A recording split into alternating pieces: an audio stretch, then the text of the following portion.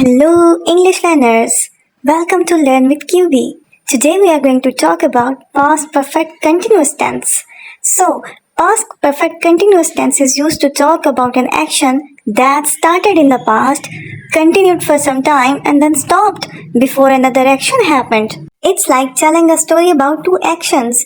First, we talk about an action that started in the past and continued for some time. For example, she had been studying for 2 hours. Then we mention another action that happened after the ongoing action.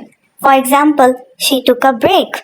ठीक है mean अब ये sentence कैसे बनेगा she had been studying for 2 hours before she took a break this is basically used to emphasize the duration of ongoing action let's discuss its sentence structure सबसे पहले आएगा subject plus had been plus present participle plus rest of the sentence ठीक हो गया ना अब इसकी example होगी she had been cooking for an hour before the guest arrived अब यहाँ पे शी सब्जेक्ट है plus had been plus cooking अब कुकिंग ये कुक क्या है वर्ब है उसके आगे आईएनजी लगा हुआ तो ये क्या है प्रेजेंट पार्टिसिपल है एक और एग्जांपल देखें the kids had been watching a movie before their parents came back home अच्छा इसका नेगेटिव कैसे बनेगा subject plus had not been plus present participle she had not been cooking ठीक हो गया ना अब हमने अगर इसका इंट्रोगेटिव बनाना है तो ये जो हैड है ये स्टार्ट में आ जाएगा सब्जेक्ट से पहले आ जाएगा had plus subject plus been plus present participle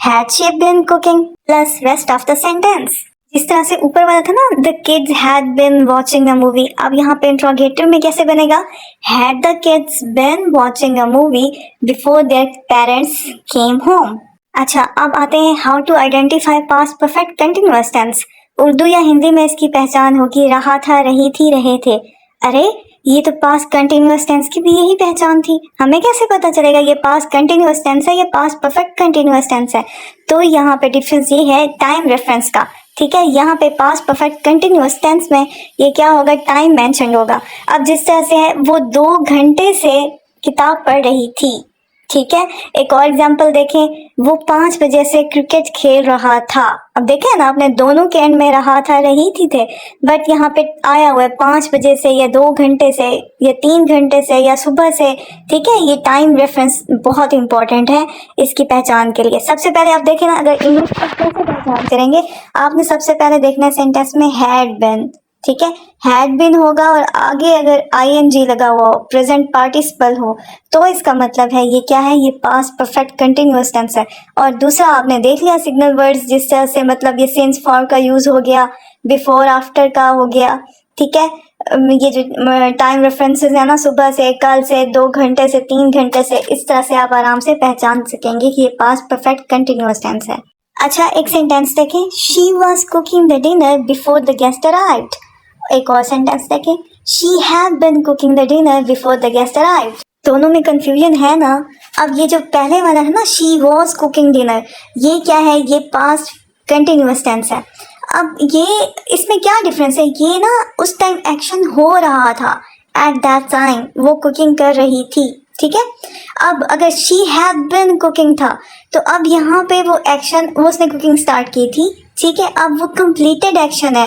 past का मतलब वो एक्शन स्टार्टेड अर्लियर उसके बाद क्या continued for some time and then stopped ठीक है अब ये दोनों में आपको डिफरेंस समझ आ गया ना कि अगर कंटिन्यू ऑन गोइंग एक्शन होगा पास्ट में तो ये क्या होगा पास्ट कंटिन्यूअस टेंस लगेगा बट अगर वो पास्ट का कंप्लीटेड एक्शन होगा तो फिर हम क्या करेंगे पास्ट परफेक्ट कंटिन्यूअस लगाएंगे got it quiz time Number 1 is we dash in that neighborhood for years before we moved to new city. अब option A is were living, option B is had been living. अब आप बताएं यहाँ पे अब ये past perfect continuous tense के according क्या आएगा यहाँ पे मैंने पहले क्या बताया था आपने क्या लगाना है had been लगाना है और ing फॉर्म का यूज होगा तो ये जो were है ये were तो past continuous tense में था ना इसलिए यहाँ पे option B करेक्ट होगा ठीक हो गया next is had she dash for the interview before she got the job offer option A is prepare option B is been preparing अब आप बताएं कौन से वाला आएगा अब यहाँ पे देखें हैड शी प्रिपेयर क्या ये सही है नहीं, हैड आया हुआ है ना, हैड के साथ हम लोगों ने क्या वो यूज करना था, बिन यूज करना था और आईएनजी का फॉर्म यूज करना था।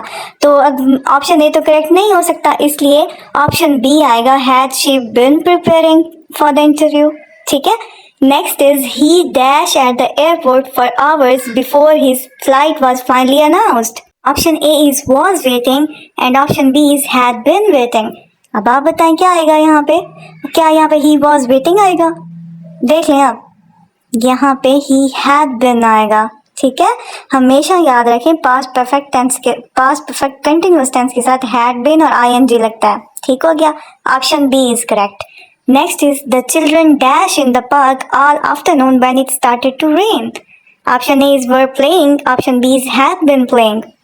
अब ये आपने बताना है, जल्दी बताएं, क्या ये वर प्लेइंग आएगा या हैड बिन प्लेइंग आएगा? Right, had been playing. Next is she dashed for the bus when her phone rang. Option A is was waiting. Option B is had been waiting. अब क्या आएगा? She had been waiting for the bus when her phone rang. Option B is correct. Next is they dashed for the exam all night before they felt confident. Option A is were studying. Option B is had been studying. अब यहाँ पे क्या आएगा? They had been studying for the exam all night before they felt confident. Next is had he dash on that project before he submitted it. Option A is work. Option B is been working.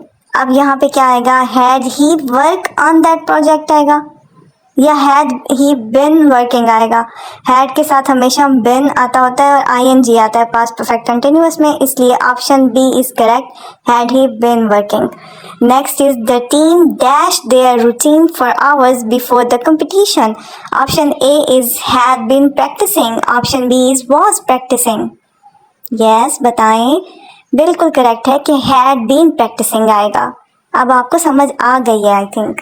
Next is by the time we arrived, they dash for over an hour. अब option A is had been waiting, option B is were waiting. अब यहाँ पे क्या आएगा? यहाँ पे आएगा by the time we arrived, they had been waiting for over an hour. Time mention किया गया है ना, ठीक है, तो यहाँ पे had been waiting आएगा। Next is she dash how to play the guitar for months before the concert. Option A is was learning, option B is had been learning. अब यहाँ पे क्या आएगा? Option B she had been learning how to play the guitar for months. यहाँ पे time mention किया गया for months, इसलिए had been learning आएगा। Next is had you dash on that project before you joined our team. ठीक है, अब option A is work, option B is been working. यहाँ पे क्या आएगा? Option B, had you been working on that project before you joined our team. अच्छा, अब ये थोड़ा सा ट्रिकी है। Dash you dash French before you visited Paris. Option A is did और सेकंड उसमें है स्टडी। अब यहाँ पे अब ऑप्शन बी क्या आएगा? Had been studying. अब यहाँ पे क्या आएगा? क्या यहाँ पे आएगा did you study French before you visited Paris, या आएगा had you bin studying French before you visited Paris?